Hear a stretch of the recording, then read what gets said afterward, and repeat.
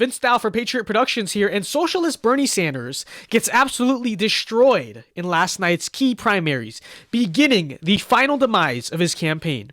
Bye-bye, Bernie. We'll have that coming right up for you.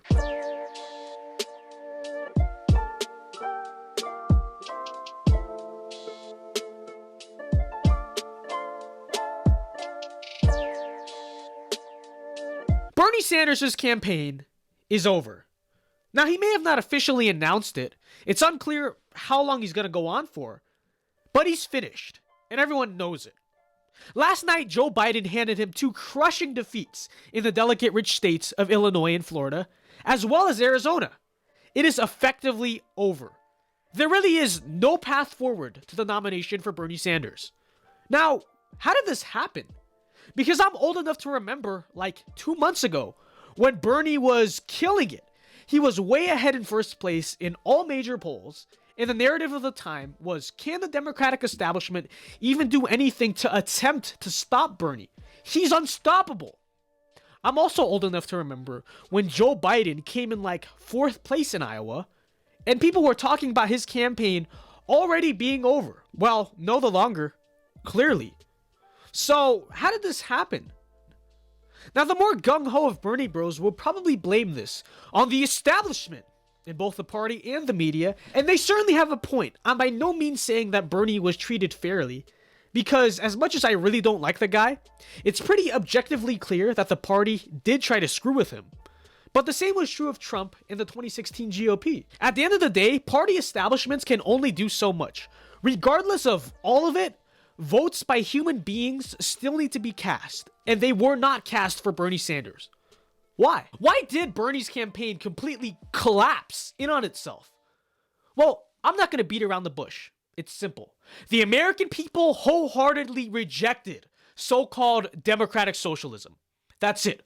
That's all it is. Bernie can try to make whatever case he wants about how he is winning the ideological battle. He is not.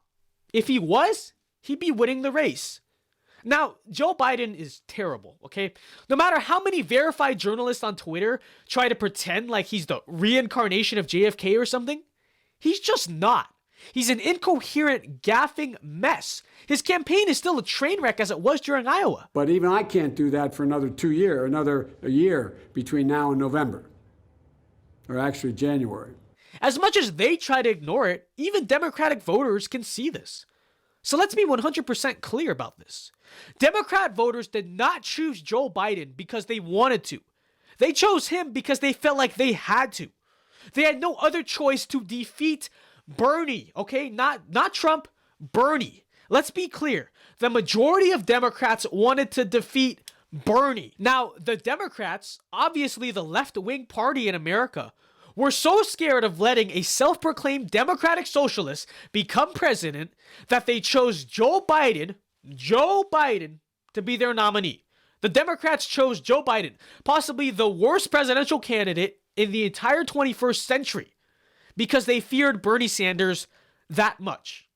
See, Bernie no longer has this argument that the secret majority in America is on his side, because they're not. They're clearly not.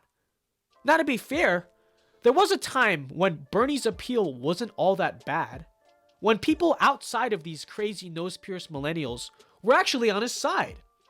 In 2016, it was actually blue-collar workers, the same demographic that gave Trump his victory, that actually carried Bernie. But demographics now unanimously show that these people have abandoned Bernie. Why? Well, firstly, Bernie let the squad, possibly the most unpopular group of 4 congresswomen in America, be the face of his campaign. Some of their approval ratings are like 9%, and for good reason. They're militant, radical, condescending, and downright bigoted and hateful.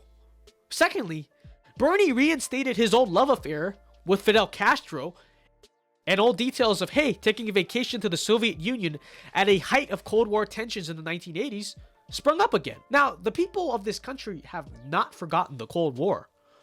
But even more importantly than that, the main reason why blue-collar workers left Bernie Sanders is simple. Trump succeeded. The US economy has roared back under Trump, And surely we'll do the same once this virus subsides. And what does that mean? These blue-collar workers are up and working again. Flirting with socialism might seem okay in desperate times, but at the height of American strength and prosperity, no. Bye-bye, Bernie. You will not be missed. America remains strong, and our freedoms remain alive. And those are my thoughts. Let me know what you think, but that'll do it here for today. Be sure to like and subscribe for more, and I'll see you later. Peace. Thank you so much for watching this video. If you like what you saw, please consider donating to me on Patreon. Link is in the description to support future videos.